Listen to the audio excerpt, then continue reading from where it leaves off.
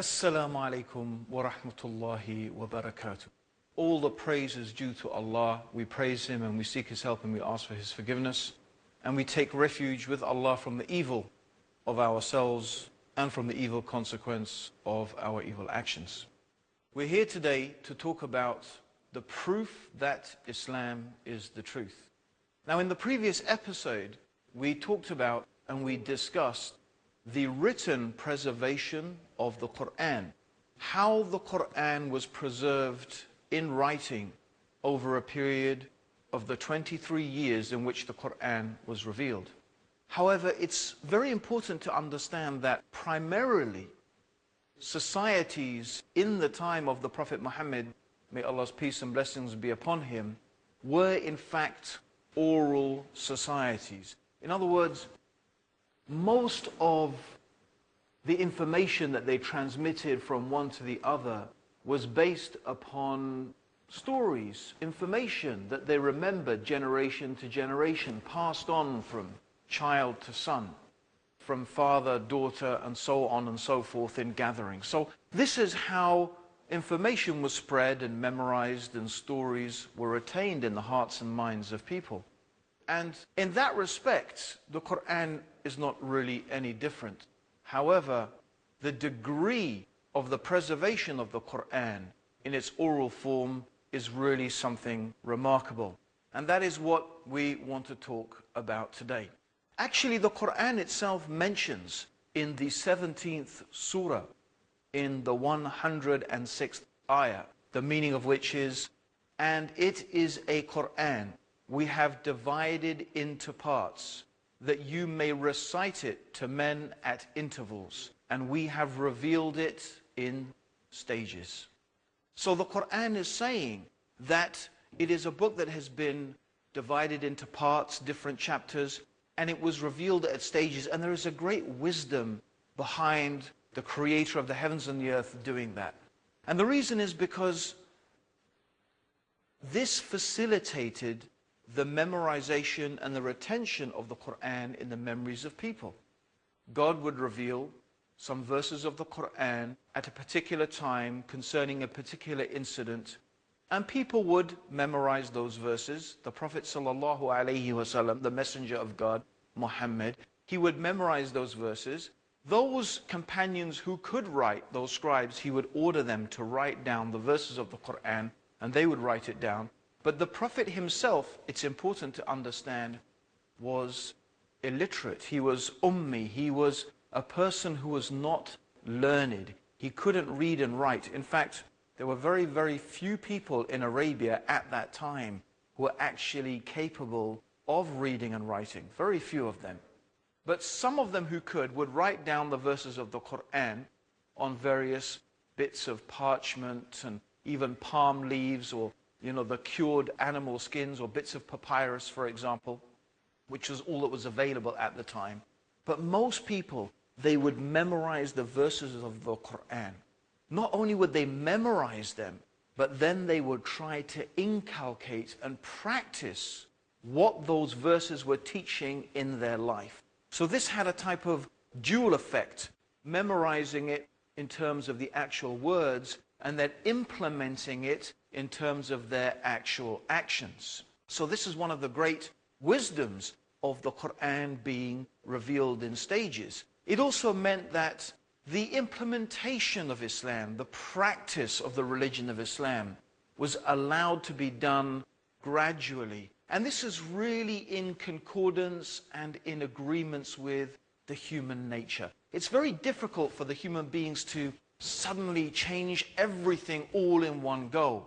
And that is one of the amazing aspects of the revelation of the Qur'an, how it was revealed in stages, bit by bit, slowly, so that people were able to practice it in their lives. Now, one of the things the Qur'an tells us that is actually a recitation that has been made easy to memorize. The Qur'an actually, and in the Qur'an, Allah subhanahu wa ta'ala tells us that He has made the Qur'an easy to memorize. And this is something that is a really astounding fact, how the Qur'an has been memorized over the ages. And in order to aid that memorization amongst the generality of the Muslims, of course, the Prophet Muhammad sallallahu alaihi wasallam and the various imams, or the people who were leading the prayers for the Muslims in different parts of Medina, for example, at the time, they would recite the Qur'an out loud in the dawn prayer and the sunset prayer and the night prayer. So they are constantly hearing the recitation of the Qur'an in the prayers. And this is especially more the case in the month of Ramadan.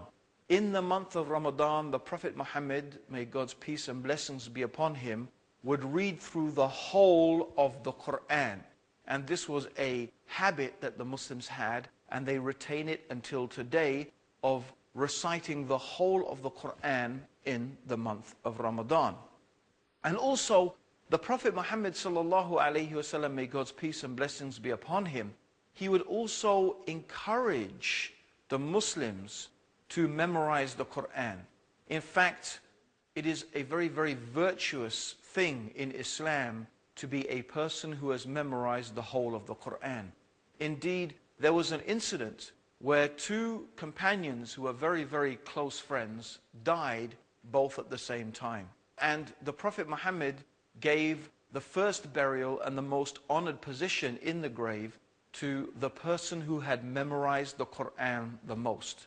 In fact, the person who is the Imam is most entitled to be the Imam because he has memorized the most of the Qur'an. Also, the Prophet sallallahu alaihi wasallam, he would encourage memorizing certain verses and certain chapters and certain or surahs of the Qur'an. For example, before the Friday prayer, the Prophet Muhammad used to encourage very much the reading of Surah Al-Kahf. Also, the Prophet Muhammad described, sallallahu alaihi wasallam, he described, may God's peace and blessings be upon him, Surah Yasin as being the heart of the Qur'an. He said that Surah Al-Baqarah and Ali Imran would be intercessors for the people on the Day of Judgment, for the people who had memorized it. So all of these things were really an encouragement and a further incentive for people to memorize the verses of the Qur'an. So with all of these encouragements and the recitation of the Qur'an during the prayers, this is how, stage by stage, piece by piece, the Qur'an came to be memorized in the minds and the hearts of people. So let's look a little bit further into some of the aspects of this memorization. By the time the Prophet Muhammad, may Allah's peace and blessings be upon him, had died, we find that there are many, many different people who had become huffaz, or they had become memorizers of the entire Qur'an. And these people were very, very respected, of course, in the Muslim community because they had managed to memorize the entire Qur'an. And this memorization of the Qur'an was passed on generation after generation through all the generations of the Muslims until today. In fact, what we have is what is called a Mutawatir transmission of the Qur'an. This concept of Mutawatir, what does it mean? Well, essentially, it is an idea, or it means that so many different people have narrated a particular story or a particular thing from so many different directions. It is impossible, it's inconceivable that these people could have gathered together to invent a falsehood. In other words, imagine you have 1,000 people. These 1,000 people, each of them are teaching another 1,000 people. And each of those 1,000 people teach another 100 people. Can you imagine how many hundreds of thousands of people that constitutes? And is it possible that these people could have all gathered together and conspired together to invent something? No, it's not something that is possible. And therefore, it is considered in terms of the oral transmission, when something is mutawatir, there are so many people that have narrated it. then it's impossible that they could have invented something. And this is the case with the Qur'an. The entire Qur'an, every verse of the Qur'an has come to us throughout the ages, a continuous Mutawatir transmission of these verses of the Qur'an. Also, when someone wants to become an expert, a hafiz of the Qur'an, that they will also have to sit with a teacher and they will have to learn the Qur'an in a special way. And we're going to discover a little bit more about this and this very important chain of teachers of the Qur'an all the way back to the Prophet Muhammad after the break. So don't go away. Join us after the break to discover more about the amazing Qur'an and its oral transmission throughout the ages. Assalamu alaikum. Assalamu alaikum, everybody. Welcome back to The Proof That Islam is the Truth. And we're talking today about the oral transmission of the Qur'an, how the Qur'an was preserved in the minds and the hearts of the Muslims over the many generations. And we talked about the Mutawatir, the transmission of the Qur'an, how the Qur'an was passed on generation after generation through countless thousands of Muslims who have memorized the entire Qur'an. But it's not only about memorizing the Qur'an. There is a science of Tajweed. Tajweed is the exact and precise pronunciation of all the letters and all the words in the Qur'an. And it is something that in order to know it, you have to study it under a teacher. And traditionally, these teachers who have specialized in the Tajweed and the recitation and the memorization of the Qur'an have acquired students. Students have studied with them for maybe 3 to 6 years. And after maybe, it could be anything from 3 to 6 years, when a student has really reached proficiency in this particular field, then that scholar will give them what is called tazkiyah. It means they will give them a type of written approval to recite and to transmit the recitation of the Qur'an. And he only does this after very, very thoroughly checking that this person can recite the Qur'an precisely and concisely with the correct accent and with the correct elongation of certain sounds. So it's a science, really. And so this also further ensures that in no way, shape or form is the Qur'an allowed to be distorted and corrupted. Another thing that's very important to realize is that Arabic is a living language. It's a living language. People still speak Arabic today. And people who speak Arabic, they can pick up the Qur'an, they can pick it up, and they can read it, and they can understand it.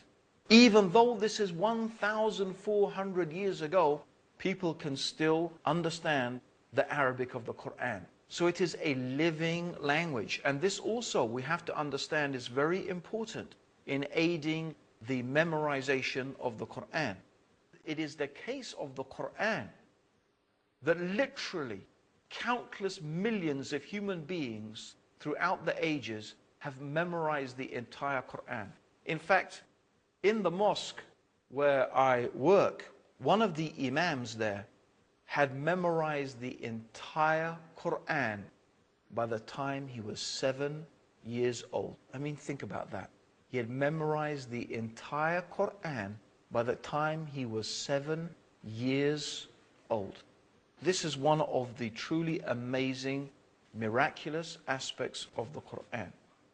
So this preservation of the Qur'an through the oral transmission and the memorization of the Qur'an in the minds of people is not something only that Muslims claim.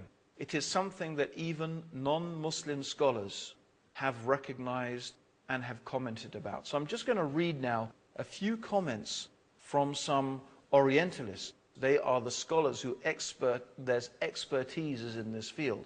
So for example, A.T. Welch, he writes, "For Muslims, the Qur'an is much more than scripture or sacred literature in the usual Western sense.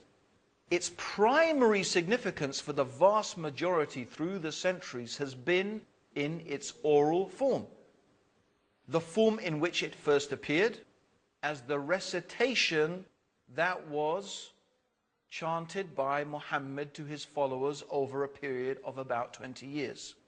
The revelations were memorized by some of Muhammad's followers during his lifetime. And the oral tradition that was thus established had a continuous history ever since, in some ways independent of and superior to the written Qur'an. Through the centuries, the oral tradition of the entire Qur'an has been maintained by the professional reciters, Qur'an. Until recently, the significance of the recited Qur'an has seldom been fully appreciated in the West.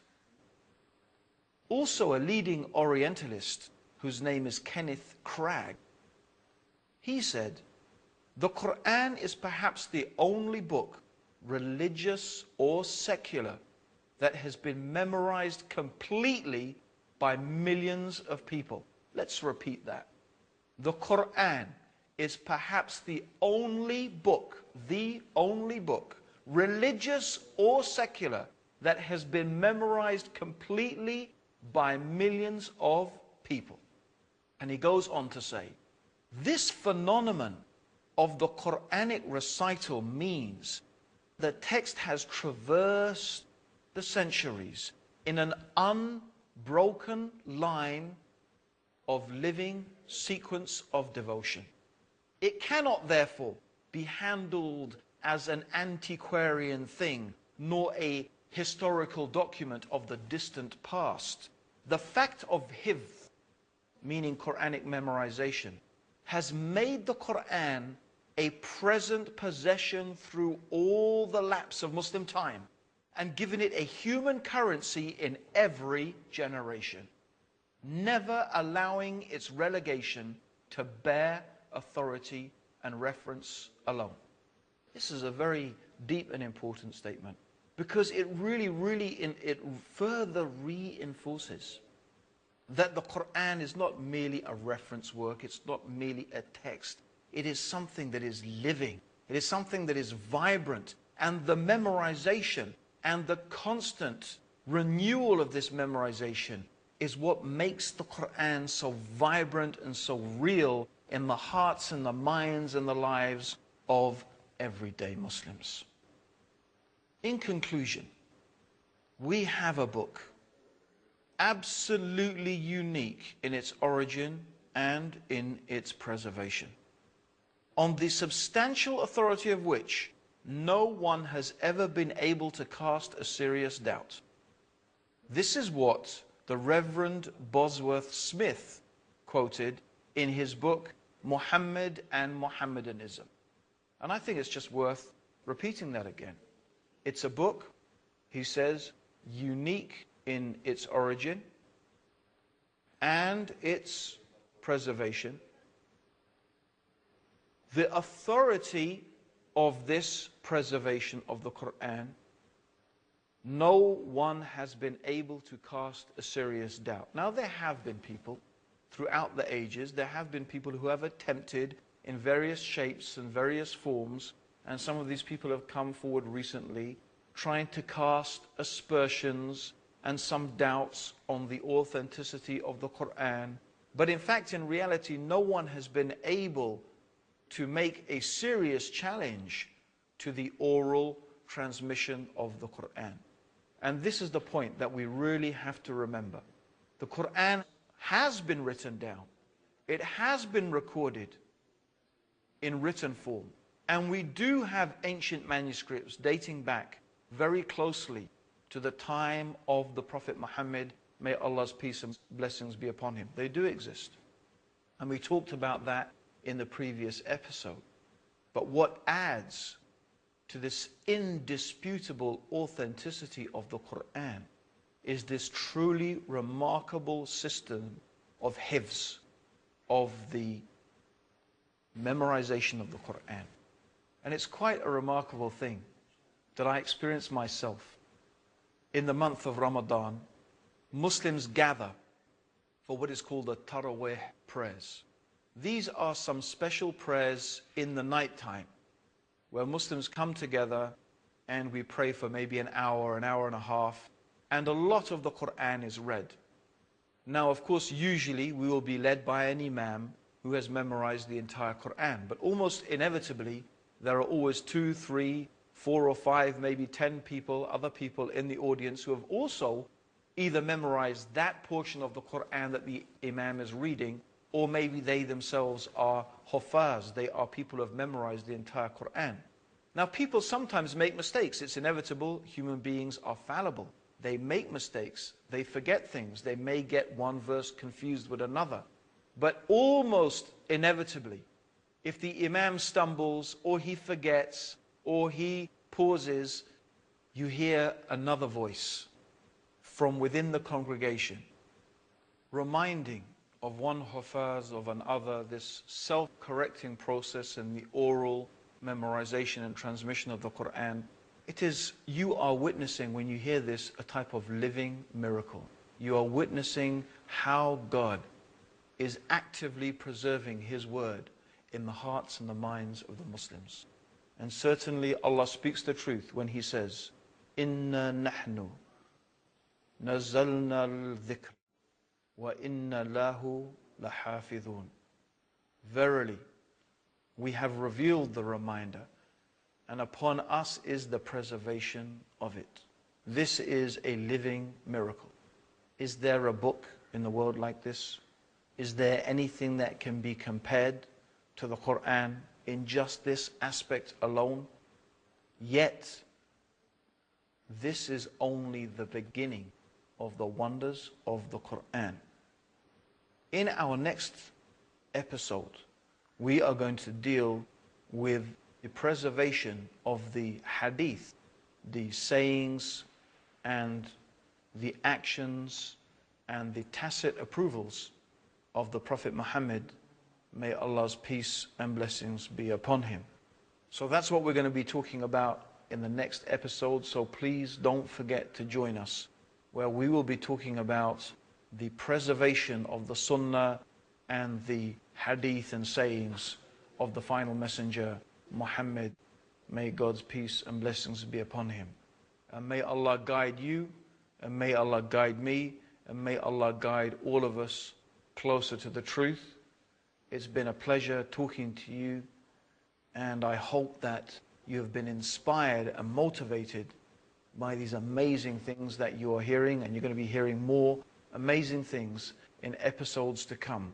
So keep on tuning in to the proof that Islam is the truth. This is your brother, Abdur-Raheem Green, saying to you, Assalamu alaikum wa rahmatullahi wa barakatuh.